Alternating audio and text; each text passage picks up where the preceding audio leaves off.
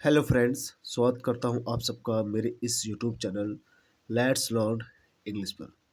दोस्तों, आज हम लोग एक नए पैसेज को हिंदी से इंग्लिश में ट्रांसलेट किया गया है, उसको समझेंगे कि कैसे इस हिंदी पैसेज को इंग्लिश में ट्रांसलेट किया गया है, ग्रामर के कौन से रूल लगे हैं इसमें और एक एक वर्ड मीनिंग का क्या अर्थ है। ठीक है दोस्तों, पूरे क्लियर रूप में हम इसको समझने की कोशिश करेंगे।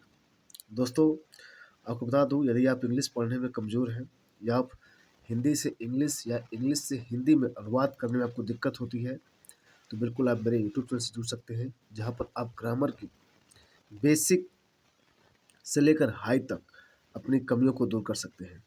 ठीक है दोस्तों, चलिए हम लोग स्टार्ट करते हैं अपने इस पैसेज को, जिसमें हम लोग सीखेंगे कैसे इसे ट्रांसलेट किया गया है। देखिए क्या कहा गया है। ईश्वर महान है, ईश्वर महान है, वह सर्वव्यापी है, वह न्यायी है, वह दयालु है, वह सर्वशक्तिमान है। आप देख सकते हैं सबके अंत में है लगा है। इसका मतलब आपका क्या है, पहले से क्लियर है कि ये प्रेजेंट टेंस का है। ओके, अब प्रेजेंट टेंस का है तो अब पहले देखेंगे उसमें वर्ब है कि नहीं, क्रिया है कि नहीं। ईश्वर महान है, अब ईश्वर महान है, इसमें कोई भी वर्ब नहीं दिया गया है। क्यों भाई? ईश्वर महान है, यहाँ पर कोई भी वर्ब नहीं दिया गया है, कोई क्रिया नहीं है। वह सर्वव्यापी है, यहाँ पे कोई क्रिया नहीं है। वह न्यायी है, यहाँ पे कोई क्रिया नहीं है। वह दयालु है, यहाँ भी कोई क्रिया नहीं है। वह सर्वशक्तिमान है, इसमें कोई क्रिया नहीं है।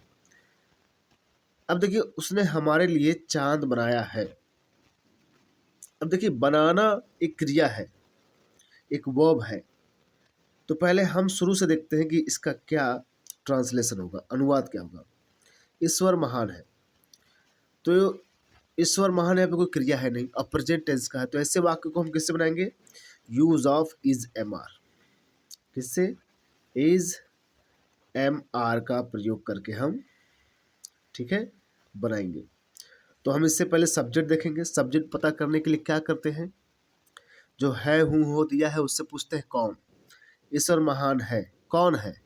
कौन महान है? ईश्वर है, तो ईश्वर को क्या बोलेंगे? गॉड। और ईश्वर क्या है भाई? हमेशा सिंगुलर माना जाता है। गॉड मतलब ईश्वर, तो यहाँ पर हम सिंगुलर मानते हैं, तो क्या लगाएंगे? इज, आई के साथ केवल एम लगता है, आई के साथ एम लगता है, और are use you we they plural subject के साथ, बहुवचन कर्ताओं के साथ होता है। गॉड इज, ईश्वर है क्या? ग्रेट है, ईश्वर महान है, वह सर्वव्यापी है। सर्वव्यापी मतलब हर जगह प्रेजेंट है। तो ईश्वर के लिए प्रोनाउन क्या हुआ? ही। क्यों? क्योंकि यहाँ भी है हूँ हो, तो ये भी यहाँ पे कोई क्रिया नहीं, तो यहाँ पर भी use of is am are का प्रयोग करके बनाएंगे, इज होगा। He is. सर्वव्यापी को इंग्लिश में क्या बोलते हैं? Omni present. ओमनी प्रेजेंट बोलते हैं। क्या बोलते हैं? Omni present. तो ओमनी प्रेजेंट मतलब हर जगह उपस्थित है। कौन? ईश्वर। ओके, तो गॉड इज ग्रेट, ईश्वर महान है। ही इज ओमनी प्रेजेंट, वह सर्वशक्तिशाली है, या सॉरी, वह सर्वव्यापी है, ओमनी प्रेजेंट है, हर जगह उपस्थित है। वह न्यायी है, ठीक है, वह न्यायी है। कौन? ईश्वर। मतलब ईश्वर सबके साथ न्याय करते हैं। तो ही इज, ही मतलब वह, इज जस्ट, जस्ट मतलब होता है न्यायी। क्या होता है? न्यायी। ही इज जस्ट। ओके, फिर देखिए, वह दयालु है, तो मतलब कौन? ही इज, ही, तो ही इज काइंड, ईश्वर दयालु भी है, ही इज काइंड। वह सर्वशक्तिमान है, वह सर्वशक्तिमान है, तो वह सर्वशक्तिमान क्या है? He is all mighty. क्या बोलेंगे? ही इज ऑल माइटी, ठीक है, all mighty. Okay, all mighty. तो ऑल माइटी मतलब क्या होता है? सर्वशक्तिशाली। तो सब में प्रोनाउन ही चलाना, क्योंकि यहाँ पर गॉड दे दिया गया था। ही लगा, यहाँ पर भी ही, यहाँ पर भी ही, क्योंकि किसी व्यक्ति का अगर नाम बार बार यूज करेंगे तो वो क्या होगा, खराब होगा, बोलने में थोड़ा सा भद्दा हो, ऑकवर्ड लगेगा, इसलिए उनके लिए प्रोनाउन यूज करते हैं। तो God is great, he is omnipresent, he is just, he is kind, he is almighty. God ईश्वर महान है, वह सर्वव्यापी है।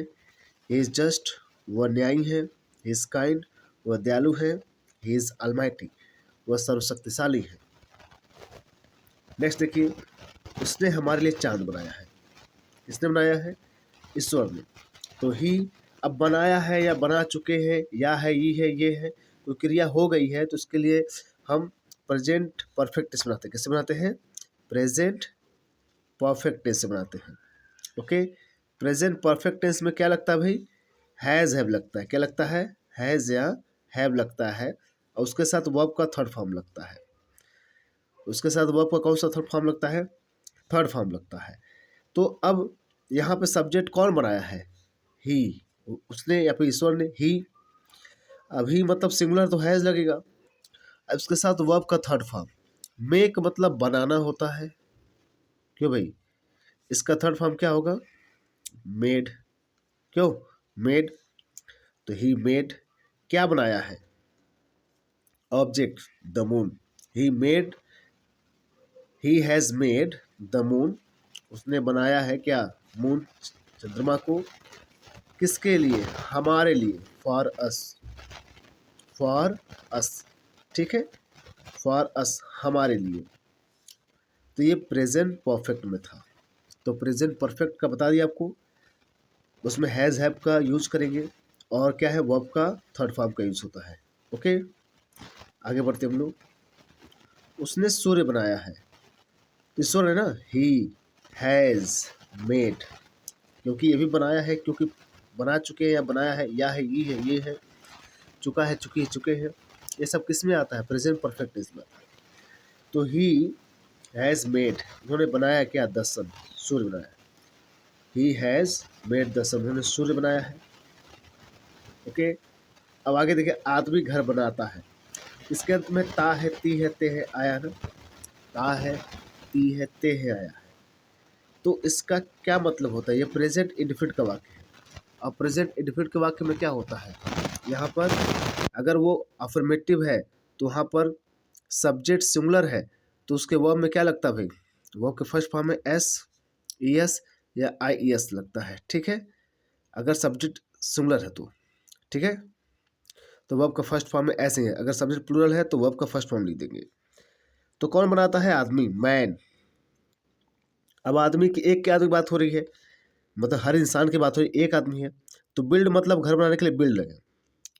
अब आदमी सिंगुलर है तो यहाँ पर एस लगेगा कि नहीं? बताए ना, एस लगेगा वर्ब के फर्स्ट फॉर्म में, क्योंकि सब्जेक्ट सिंगुलर है, कर्ता सिंगुलर है, एक वचन है। तो बिल्ड्स, मैन बिल्ड्स, बनाता है, क्या बनाता है? घर बनाता है, हाउस। Man builds house. आदमी ने कंप्यूटर और परमाणु बम बनाया है। देखिए, बनाया है यानी बना चुका है, तो प्रेजेंट परफेक्ट में जाएगा। तो आदमी यानी मैन परफेक्ट में गया प्रेजेंट परफेक्ट में, तो हैज़, क्योंकि सिंगुलर है तो हैज़ लगेगा। मैन हैज़ मेड, मेड बनाया, क्या बनाया है?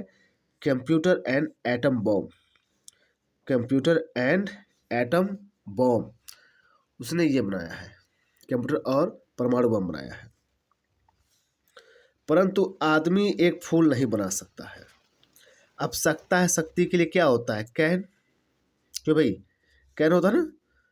अगर नहीं आया तो कैन नॉट लिख देंगे, और इसके साथ वर्ब का फर्स्ट फॉर्म यूज होता है। क्यों?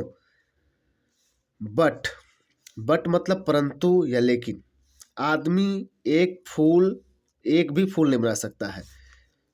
तो man can not, can not आ गया ना, पता है, सकता शक्ति के लिए नॉट हो, कैन नॉट हो गया। कैन होता है और नहीं नॉट लगा, कैन नॉट। क्या बना सकना मतलब क्रिएट करना, बनाना मतलब क्या? क्रिएट।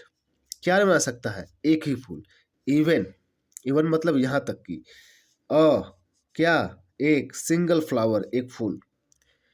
बट परंतु मैन कैन नॉट, लेकिन आदमी कैन नॉट क्रिएट, नहीं बना सकता है, इवन यहाँ तक कि अ सिंगल फ्लावर, फूल भी एक फूल भी नहीं बना सकता है।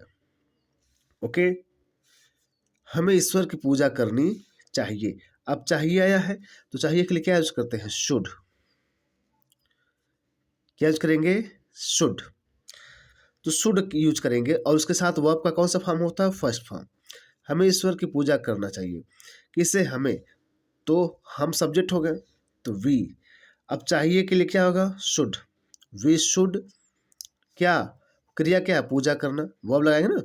पूजा करना क्या बोलते हैं? वर्शिप। किसकी? गॉड की, ईश्वर की। We should worship God. हमें ईश्वर की पूजा करनी चाहिए।